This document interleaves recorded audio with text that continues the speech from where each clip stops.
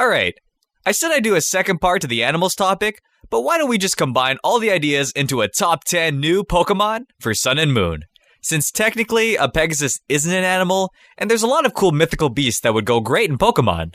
Also, to that guy that wanted Mirror Bee's theme in the next video, here you go, buddy.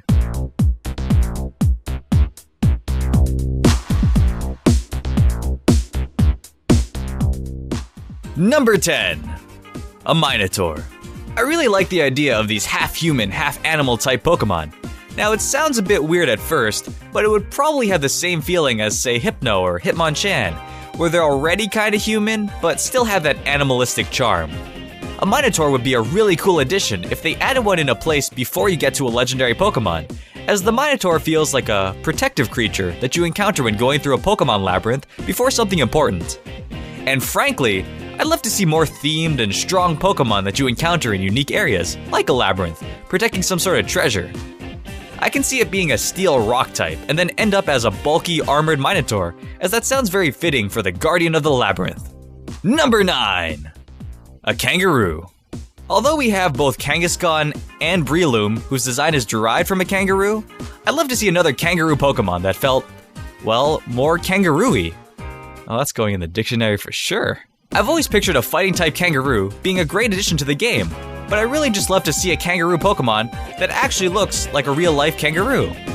I just like kangaroos, and what's more motivating than just liking something? As I said, it might be a fighting type, maybe with a normal subclass, even though that'd be weird because Kangaskhan's already normal. But it would definitely have to be a physical attacker to take advantage of its punching and kicking abilities. Also, it'll have to have the move Bounce for good measure. Number 8. A Narwhal. This is one of those weird animals that the Pokemon Company could do a great job with. I mean, frankly, I guess all the animals I'm putting on here would go great in the game since that's what this top 10 is about. But nevertheless, its somewhat mystical look could be used in a very interesting way.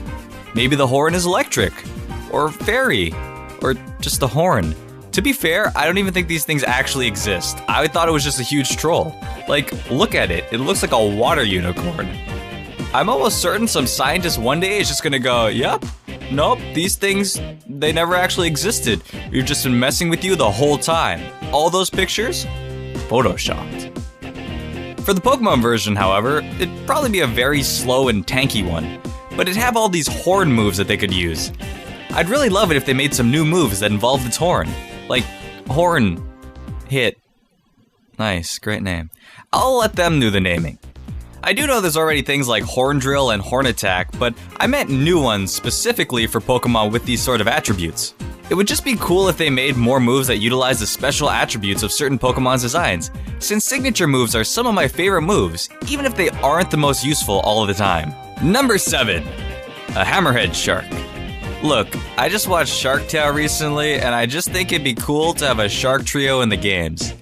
Not a legendary trio, but just 3 different sharks that are somewhat related to one another, like cousins, or that group of friends in high school that skipped class and hid in the bathroom so you couldn't use any of the stalls.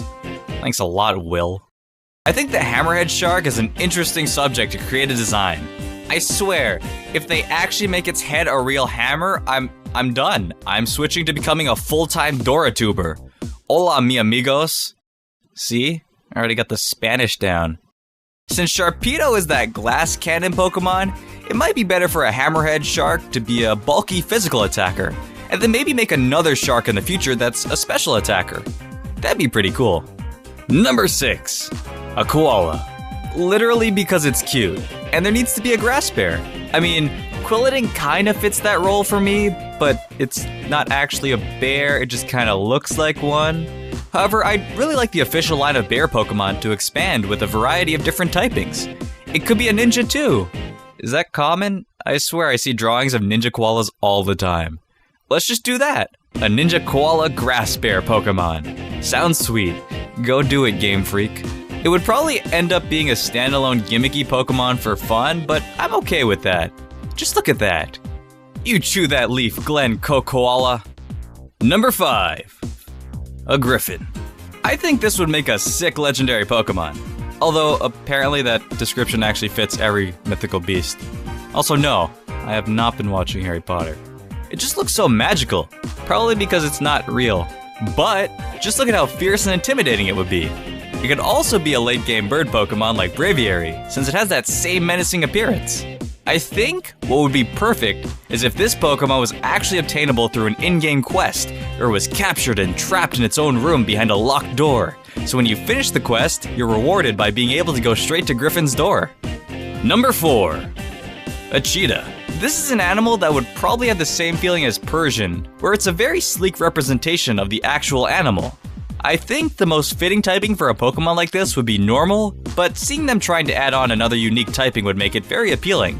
Obviously, it would have to be fast, but it could even have an ability that makes it slow down after a few turns to represent a cheetah being fatigued. I mean, obviously that's not a good ability, but it's the animal kingdom. And Pokemon has things like Slow Start and Defeatist, so a speed version of Defeatist might be perfect for this kind of Pokemon. Number 3. A Chimera. I don't know what's with me and these multi-headed creatures today, but for the most part, I just want a flying lion. I'm not lying about that.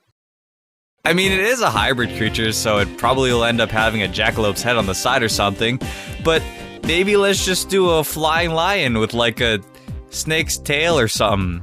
We don't need multiple heads, even if that is the mythology behind it. Just something powerful with cool wings and a 20% discount to Chipotle.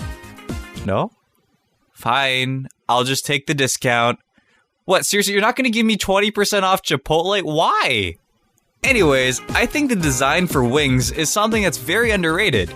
It would be cool to have something like a Chimera, but focus a lot on the design of its wings, as it's an animal that doesn't typically have wings, so they do kind of stand out. I would assume it can be a special attacker and maybe a fire type due to it being a fire-breathing creature. But Dragonite can learn Flamethrower, so that actually doesn't have to be the case. It would be cool to have these new subjects as Pokemon, even though I technically don't want it to have a second head. Especially if it's a completely different creature, because that might look weird. Which, although it is the whole point of this creature, I just don't remember too much about history and mythology. I think this one guy had to hold up the earth, and then another guy had to push a rock up a hill. Then after that, I'm just drawing a blank. Number 2? 3? 2. That's a 2. A Cerberus. Well, we already have a bunch of fire dogs and Dodrio. This is mostly for nostalgia. I always thought the Yu-Gi-Oh card Flame Cerberus was one of the coolest design creatures. I thought it would make a great Pokemon.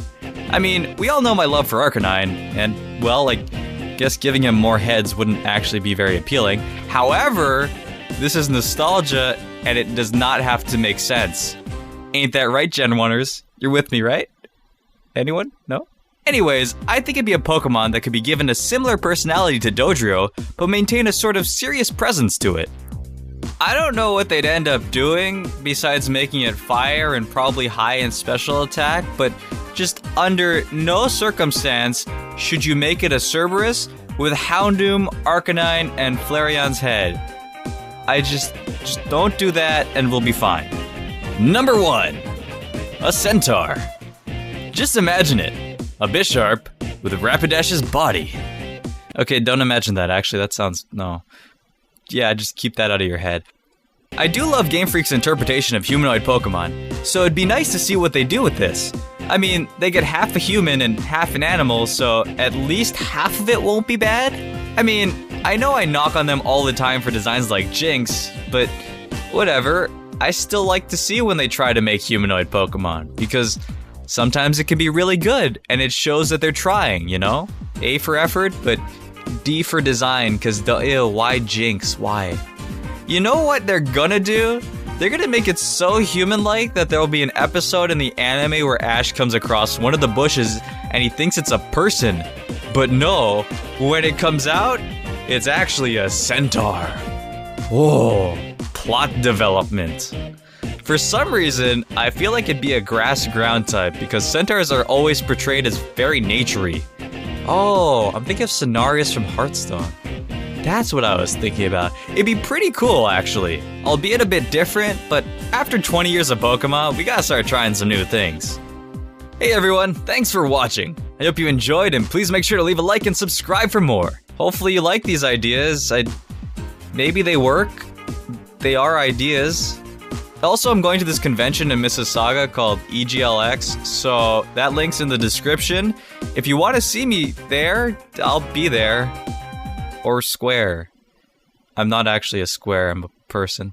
But you don't know that because no one apparently can find my Instagram. Anyways, thanks for watching, and until next time, keep on oh god, that was a voice crack, huh? Keep on catching puberty, I guess. I don't know what's going on here. See you all next time.